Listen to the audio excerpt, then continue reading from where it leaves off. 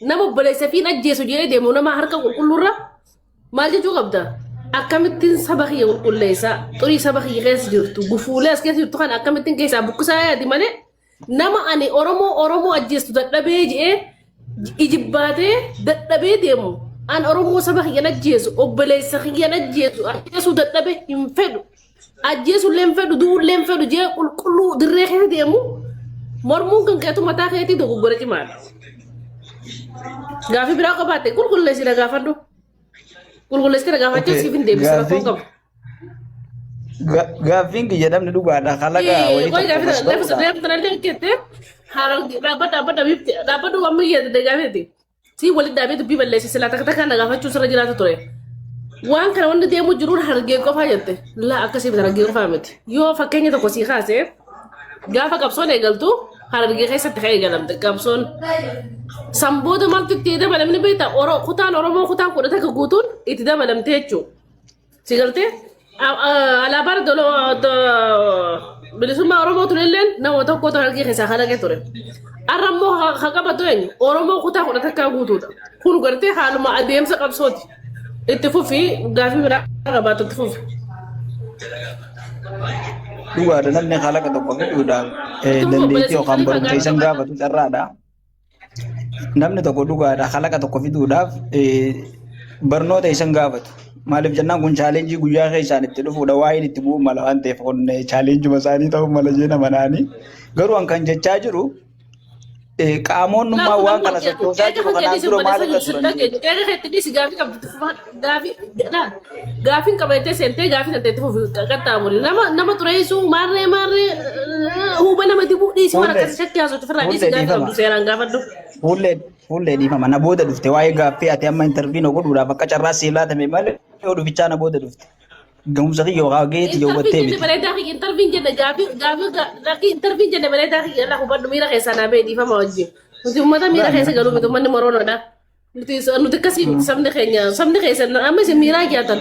Nuti uummanni moronoo saba aariin barbaannu tasgabbii barbaanna suutaa isaanii walii galuu barbaanna gaafii qabnu gaafadhu akka dura teessu saba moronoo dubartoota keessa ana gaafii qabda. Oke, gaafiin kiyya lammaffaa daqiiqaa takkaaf dhiifama waajjuu afaan keessan saniin daqiiqaa lama ona haasofitee na bashannansiiftee dasna jaa. La afaan haasa'uun dhimma biraati. San gaafa haala yeroo itti haasofsiisti afaan haasa'uun afaan amaaraatu haasofnee walii gala rakkoon qaba. Afaanatu baay'ee haasofnee walii galuu dandeenya. Kan ittiin haasa'aa walii galaa jiru kana akkana jechuun afaan kana xureessuu barbaadde afaan kana xureessuu hin dandeessu dhaggeeffadhu. Ati afaan kana beektaa? Qoy si hojii haasaa rakkoon qabdu afaan kana beektaa ositti haasa'e. Jechuun hangana ta'ee bar kanan si gaafachaa jiru barataan barsiisaa irraa waa barachuuf gaafachuun dirqama. Barnoota feenaan afaan Oromoo barbaannaan kootu bakka si barsiifnu jira. Sanii achi immoo waan hin beekneef jecha dirqama haasa'uun irra hin jiraatu. Kabeen haasa'uun walii galuu qabna. Habiibi. Okay, gulfaadhu.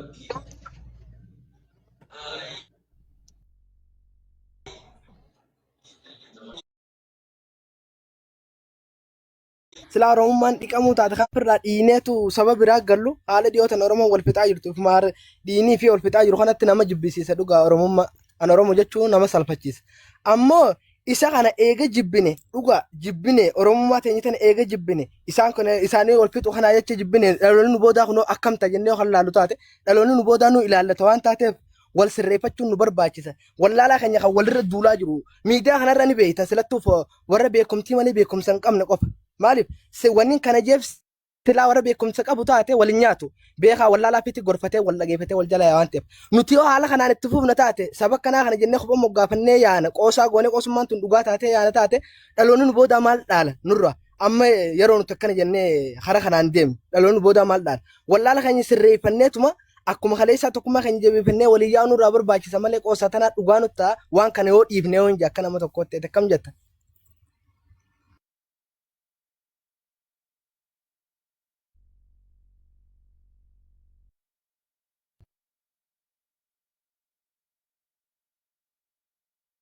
Jetti dhiifama naa godha asoolle isin baay'adde akka laal maal seete moronoo firist Oromoon Oromoof jiraachuu qabdi. Oromoon Oromoo gufuu ta'uu qabdu.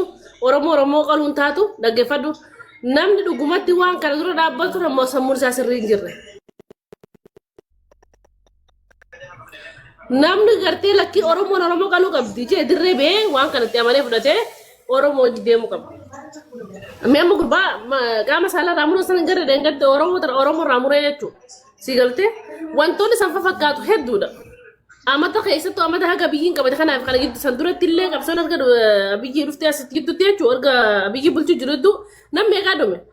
Nama waraana adda bilisummaa keessaa deengatte gartaa mucaa adda bilisummaa Oromoo keessaa gale harka kannatee gale. Mana irraa keessaa baasanii gurraan jechuudha. Oromoo akkas godhe Amaaraa miti. Sampaa jibbine fakkeenyaaf. Nama harka kannate tokko jechuun laalla seera addunyaa irratti hin jiru. Si galtee waan akkanaa jibbine wanni akkanaa ho'aati jibbuu baate dhugumatti ilma namaa kan sammuu dalayduu miti. Mataan kan keessumaa dalagu jechuudha.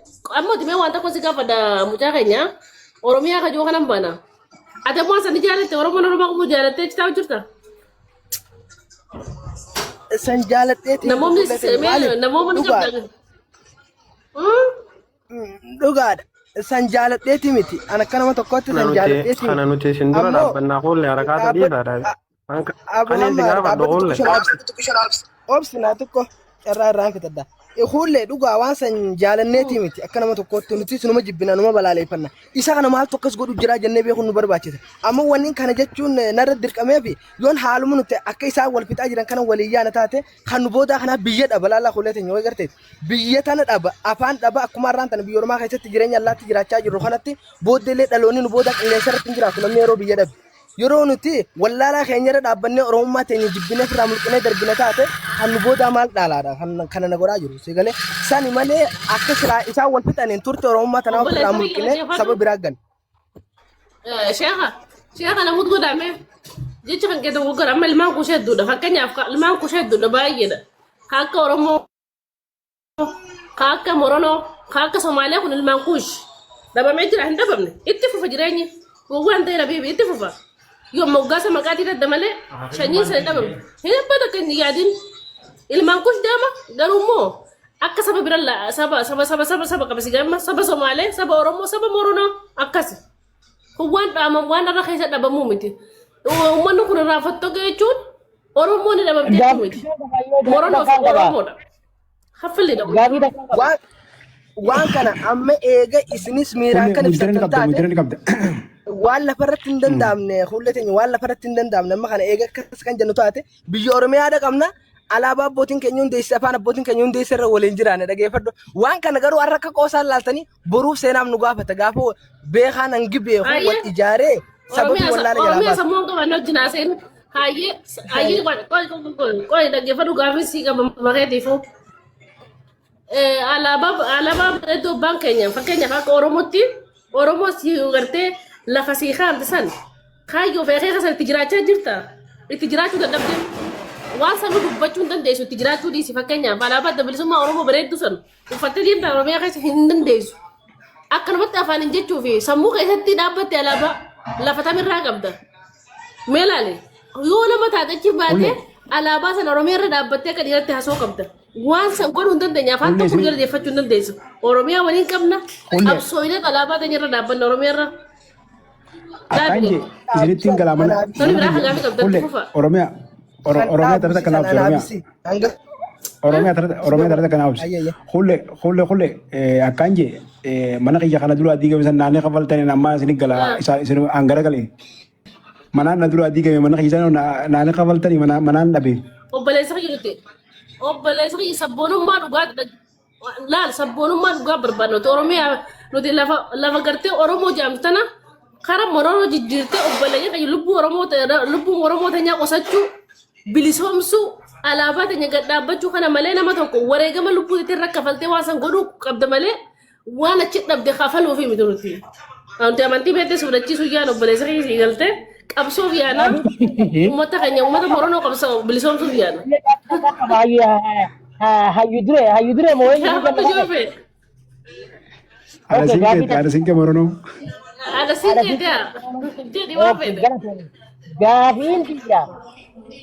Ani immoo gaafii takka na dhalateewu. Oromoo wal nyaachisee Oromoo wal nyaachisee Oromoo tana maqaa balleessee xureessee ganaanee nama bira jibbiseesseetu as garagalee Oromoo adda diiguudhaaf saba kana tolchee alaabaa tolchee gaffide jeetii yaada. Wanni kun akkami soba moo dhuga?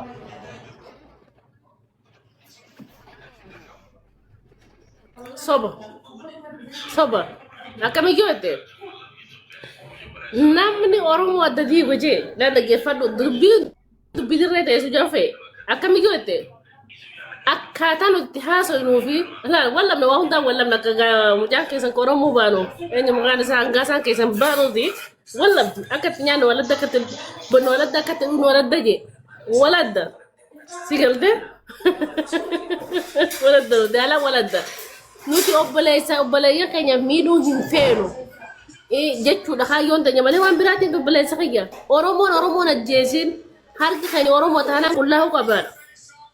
Ummata miidhaa tana jibbee keessaa bihe malee ummata gartee silaa rabshaa feene ummata kana diiguu feene takkaa miidhaa saba kanaa barbaanne isaan keessa teenyee miidhuu dandeenya. Irraachi baanee waan kana hin lafan kaayyannu ture. Tun dhugaa lafa jirtu kijibuu maaltu barbaachise? Amma halkallattiidhaan hojii yaa'uu hin dandeenyu. Laala halkallattiidhaan amma nama nu jalaa hatu jirtan lafaas nu saamuuf deemtan akkasii hin garuu kanaan. Qabeenya keenyaa sabbaarra ta'uuf deemtan nu balleessitaniiti. Lafarra dalagaa lafti lafa abbaa keenyaati. Lafa nuti bakka birootiin dhufne. La abiibii kiyya dogoggorin akkuma uummata kuusan ilaala. Jarri kun kaayoon isaanii gaffee kiyya uummata agartee. Feesa lobsi. Dhaggeeffadhu. Lafti teenya saamuuf deemsi. Lafti si saamutu hin jirtu ilmaan Oromoo turre akkuma uummata kuushi. Uummanni kuushi amma saba hedduu qaba. Garuu ilmaan kuushi. Si galtee ilmaan kuushummaa wanni irraa haqa hin jiru. Wanni isaanirraa waan takka haqa hin jiru ilmaan kuushitti beekanii hundi isaanii wal beekanii jechuudha. Nuti illee lafti teenya Oromiyaadha irra dhalanne ilmaan Oromoo turre ilmaan Oromooti garuu immoo irraa muramneeti Oromoo taane malee dhimma biraatiin miti kun. Hin kaanne tun bakka irraa dhufne ilmaan Oromoo irraa dhufne. Uummata kuushis. Hayyee dilii waliin ilmaan adda nama nabi Adam irraa dhalate nuti. Badii waliin balleessine dilii waliin balleessine badii waliin balleessine dilii waliin balleessine eenyurra lukkifattanii yaa yaatan. Abadan nuti shanyii walii qoonneen beenu nuti shanyiin harka keenya qulqulluudha. Obboleen keenya qaama saalaarraa murre mana hidhaatii baafneen qallee ummata qulqulluudha. Qulqullu ummata harka dhiigaatti hojii deemuu dadhabne nuti ummata Oromootiif dandeenyee dhaabbachuu qabna. Abadan. Hulle. Siitaati. Maquma kana maa nurraa achi hin fageeffatinaa keenyan maxxansitan jechuun bar maqaa nurraa hin fageessine maaliif maqaa kanoo maalirraa baafatan? Laa maqaa lakki balleessanii maqaa walitti dhalaa. Oo hin fe'atanii murtanii bara. Maqaan ummata qulqulluu jechuudha afaan Oromooti. Lakki maqaan keenya. Lakki oon jibbinooti qubee jibbinuu ilaalcha qubeedhaan qabnu balleessanii hin jibbine. Aktiivistii keessa kan kanaa sobar. Oromoon illee uummata kabajamaa uummata shanyii keenyaati. Hoy maqaan mokoroona nuti nama nuti Oromoo jibbaan qabnu. Maqaan kun qoy mokoroona dhufe Nuti Oromoon maal isinii taana? Hoolle. Gaaffiin qaba mallee. Egaa. Gaaffiin Nuti Oromoon maal isinii taana? Abara Oromiyaa kanaa gaafeetu qoy.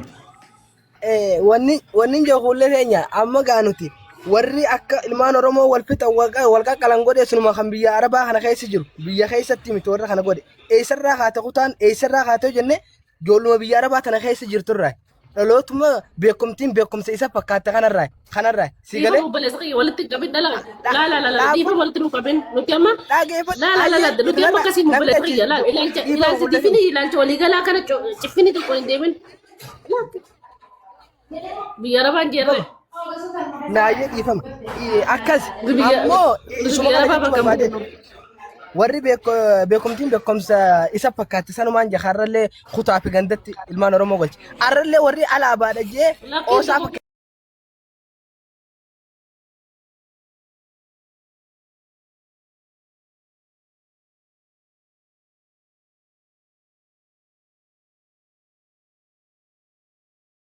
mara deerran keenyaatti irraa argamne jibba isaanii hin qabnu isaanii miti uummata kuushuu jibbaa hin qabnu nuti uummata sabboonaadha sigaltee uummata sabboonummaan kopuu baafne nuti kopuu nu baaste jechuun sigaltee sabboonummaa isa dhugaa isaan qabne jechuun aslii sigaltee malee nuti dhimma takkaa miti maqaa harki keessan turii dhagaa akkas taanaan warra jidduu nu keessa taa'ee wal ficciisaa ture warri jettan laa nuti kana ifiin hin jenne jibbineetu keessaa baane akkasi beeka isin taanaan kottaa ammoo warri biyya arabaa keessa deessanii maalidha biyya arabaa dalagachuun malee itti gallee isaan argamne nuti argamne keenya oromiyaa. Hayyee antanii nama akka obboleessaatti isin dhaammadhu matuma keetirra dhiifamallee naa godhi yoo natti aartallee isi aarsuun barbaadu. Ammoo waan kana keessatti dhaloonni akka isin ilaallatu jiru qofa mataa keetitti mataa keetirra maaliif kana jechuu dandeebiite arra isin ija dhalootaati dhaloonni nu booda isin laallatu akka isin ilaallatu jiru waan qoosa arra jettuun kana boru seenaan akka si gaafatu. Obboleessa kiyya dhaloota nuti dhaloota fakkeenya ta'uu dhufne akka dhaloonni dhufu waliin nyaanne obboleessa isaan qallee fakkeenya ta'uu dhufne malee nuti isin warri ammoo oromoo ifiin jooganaatu saba keessa maqaa balleessaa jira obboleesseedhaa baasee qalan. Dhaggeeffadhu duuti tanaa gadi hin jirtu mee bahoodii laala warra oromoo fi ijoo kanaatu irra fokkotaa dalagu jira obboleessa keessan qalaa obboleessan keessan qaama saalaarraa qalaa dhalaati isin duggudeedha barbaree hudduu walleettanii muka fi shukkuumaa waliin shukkuumaati dhan fakkeenyi maal isinirraa eeggata waan fokkottuu jechaaf sammuu namaa fudhachuu hin dandeenye dhiisaaf irraa sigaltee nuti oromoodhaaf ummata oromootiif ummata moronootiif fakkeenya taanee Itoophiyaadhaaf fakkeenya taaneeti if duratti qadaloon nu laalu godhu barbaadna qulqullinaan deemu barbaadna silaa isin nu laallachuu qabdan. Ayyeem kuulee kuta qacarranaa kenna. Ati Oromoodha dhageeffadha ati Oromoodha harka keetti dhiigaa waan amma dura darbe keessatti qoyi waan amma dura darbe keessatti harka keessaa qabdaa hanqaf qulqulleessitu malee karaa saba Moronoo dhufuu inuma hin dandeessu jechuudha akka beekte haasaa yoo talle wal beeyna saa. Of qulqulleessitu malee karaa saba Moronoo akka hin dhufne asumaan kabajaaf jaallan si beeksisa jechuudhaan. Akkana. لا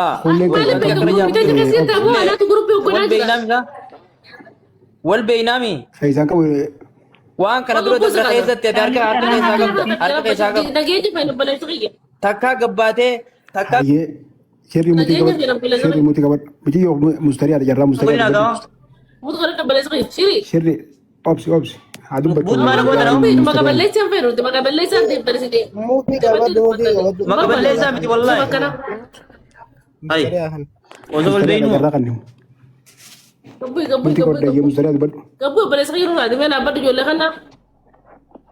Hai, maka boleh sampai roti. Mustari hati hu. Apa ni kalau tu boleh sekali jangan lupa bantu sinjen lemah. Sabu kita makan boleh sini boleh jadi. Maksudnya makan kasar boleh sekali roti. Intalu. Sabu kita. Mustari hati boleh. Okay, berselki tu narabu. Ayo cara nak kan? Amsi kena jawab. Jawab makasih ria be.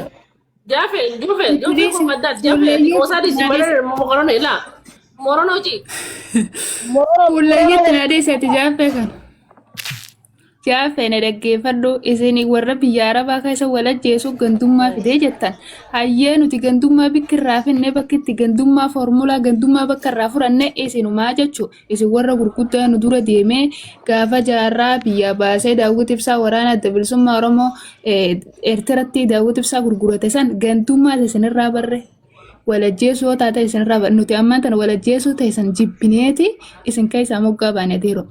Mirgan qabnu nuti mirga lubbuun jiraachuun qabnu warri lafa jettane ammoo afa.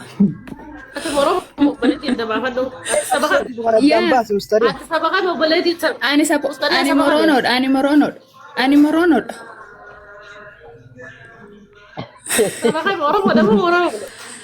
Ani moronoodha Oromoo nuti warra Oromoo wajjin walii qabna. Laali nuti mirga lubbuun jiraachuu guutuu qabnaa nurrabbashinaadha. Nuti Oromoodhaa wajjin yeroo ganda wal arrabsine gosa wal arrabsine boolatikaan isaanii ol siixee yooni paarlaamaa geessallee waa'ee hudduu kunoo guddaa keessan tutu paantii poosti godhamina gabbaninya maaltu nu golcha jaffe. Gosummaan dura isin keessaa bulqite. Gandummaan ta'isan wal arrabsuun wal saphisuun hayyuu keessan goota keessantu gaddeebi'ee qaama qullaa dhalaadhaa poosti godha. nuti saniifuu FGPne isin irraa baane. Hayyee waa'ee keenya Gara nuuf jiran. dubbaa. Waa'ee keenya nuti Isinii dhiisna kaadhutu waa keessa buutu illee. amma saba keessa Dalaan galee dhiirota Nuti isin hin dalaan tuqne. gartee isheen Isin adda nu addaatiin tuqinaa nu deemtus isin hin gosummaan tuqne deemtus saayiba. gartee nama wal ficcisiiftus karaa Oromoo dhufuu inuma hin dandeessu. Asumaan biradda. Nama qulqulluu bichaa karaa saba Oromoo dhufuu qaba. Takkitti ala takkitti jaarsa jettee deemtu hin dhuftu. Gaafa lafa qabanne obsi bibi mee mut godha kan jiran kana. Mutu godhadha wal lageeffadha. Takkitti jaarsu maarree firakkannoo nu keessa hin jiru. Ittiin ibjaamta malee shingii tattee muggaafattee ittiin dhaadattee saba maarra hin jirtu dhaggeeffadhu. Nuti amma akka keenyatti federaala wanni jaamu jirtu akka diriiraa federaala jala galchanii maarree federaala galchan saba Oromoo keessa hin jiru. Ifini bulchina inshallah. Qabaddaa sana.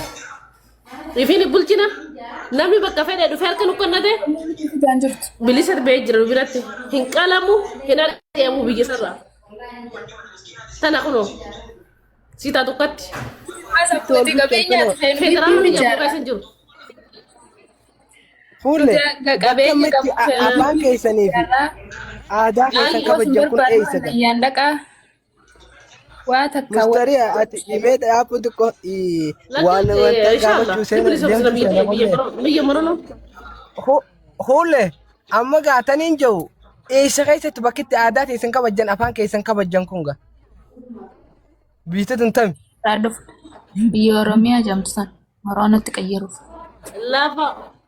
Lafuma Oromiyaa jaamtu dhaggeeffatu uummata Oromooti turre irraachi meene malee lafuma Oromiyaa tana waliin qabna asuma dhananne irraachi baqaffamne malee kun rakkoo qabu si kun waan affalleedha gaafii kana gusidde Kuulee yoo alsiisnee Itoophiyaa goonee illaa saboontaan nuka nu deema.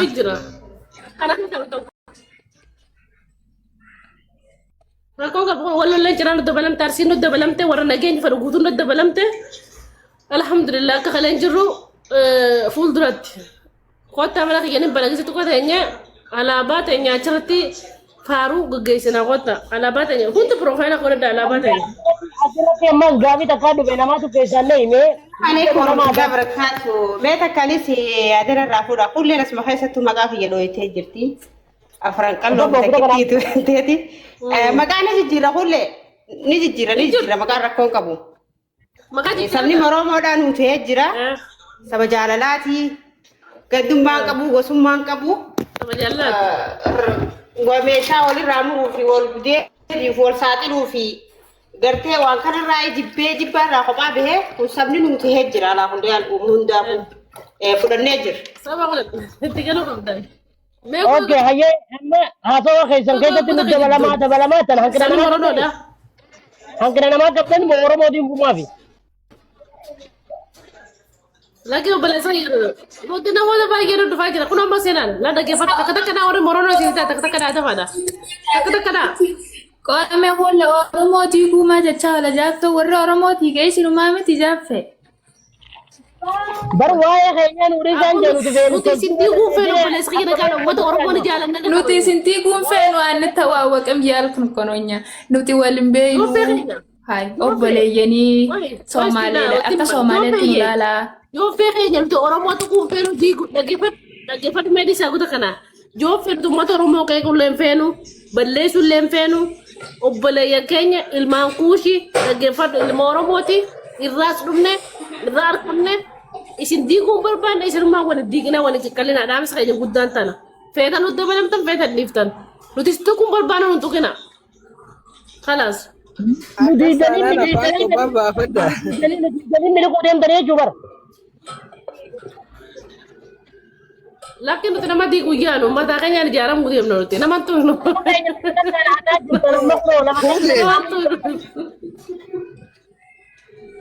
Waan hin jirugaa sabni tokko eega hundeeffame sabni tokko biyya malee saba hin jaamu yoo aadaa fi seenaa eenyummaa qabaate seenaa isaa ibsuu danda'a afaan isaa aadaa isaa yoo qabaate malee saba jaamuu hin danda'amu gaa biyya qabaachuu baate akkamitti saba jaamuu danda'ame gaa kun ammoo.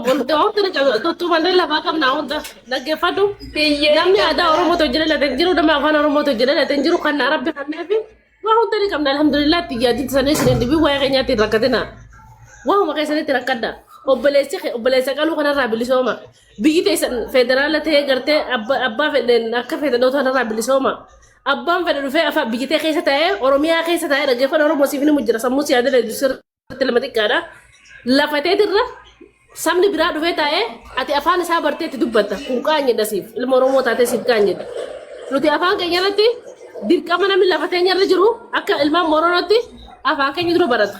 Afaan keenya baratee sambooda afaan saba isaa barachuu mirga isaati. Si galtee amma lafa Oromiyaa irratti ulaaltee amaarri dhufee irra waldhalee irra waloree abbutor barran lakkaawwatee ati afaan lafatee irratti afaan saba sanii bartee itti haasofta jechuudha. Siititti dhaqee haasawaa lafatee irratti kabajaa siif dhorkee jechuudha. Waan kana jibbina. Nuti waan kana jibbina. Si galtee?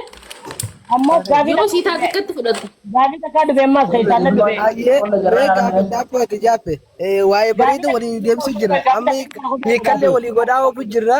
Dhiisi jooffee nama cimaadha jooffee nama gahaa dhiisi jooffee kana hin beektu jooffee iddootti fufi. Akkasii laasan hin baanu cimeen Gaafi takkaa dhufe ammas. carrumaan gaafi deebii goonetti waan ayyee. Hayyuu dhiiraan qabdanii hayyuu dhalee. Oromiyaa mee dhaabbadhu. Haa gaafa. Hayyuu dhiiraan qabdanii dhiira hedduu hayyuu nagarruu dubartiidhaa agarraati. Hayyuu dhalaa malee dhiiraan qabdanii jechaa jiran sabni uummanni keessan. Laa wanni akkas hin jirtu. Lakkirtu amma barbaada. Amma akka tasaatti mana kana seene malee namoonni taate akka tasaatti mana seene. Maal? Kalaan irra dhufti. Laa akka tasaa ol seene malee bakkitee wal dorgomuu fi gartee wal baallamannee dhufnee miti. Jooffee waan akkasii gaafis gaafa dhoggu takka. Jaafe wayi maal nama kana taphatu wannetti?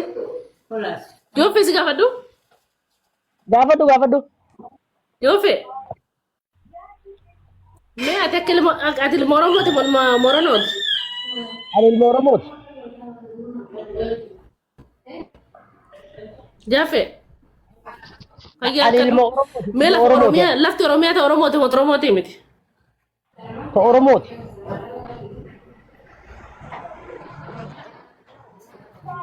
Lafti ta'e Oromooti akkasi. Ati Amaara lafatee irratee ati ilmaan Oromoo afaan isaa afaan Amaaraa baratee afaan Amaaraatiin itti haasa'u garte moo garra qe'ina afaan Oromoo takka hin beekne. Qabilisetiif dhabde. Garte moo garra? Oromoo afaan Oromoo beekne. Jira moo jiru? Oromoo afaan Oromoo beekne. Amaara Oromiyaa keessatti dhalatee afaan Oromoo beekne. No, akkas hin jenne. Oromoo Amaara lafa Oromiyaa irra dhalatee afaan Oromoo beekne. Ka Oromoon afaan Amaaraa barattee wajjinaa sochii gartee moo hin garre? Afaan barachuu rakkoo hin qabu. Kuni qarooma. Afaan wayini bitatta, wayini daldalatta, wayini daldalatta. Laa gartee tana waan uummanni Oromoo waan isaa qaanyiin beeku jechuu laaltana rakkoon. Obboleessa kiyya akkasii miti. Waan akkasii dhiisiga haqa dubbadhu harkaan jiraadhu gartee moo hin garre? Afaan rakkoo qabu miti. Afaan meeshaadha ni beekna. Afaan meeshaadha itti fayyadamuu fi rakkoo. Ammoo afaan kannaa saba tokko rabbi kannee qabeenya afaan jechuun qabeenya saba tokkooti. Ta rabbiin laateef tokko keessaa tokko afaani.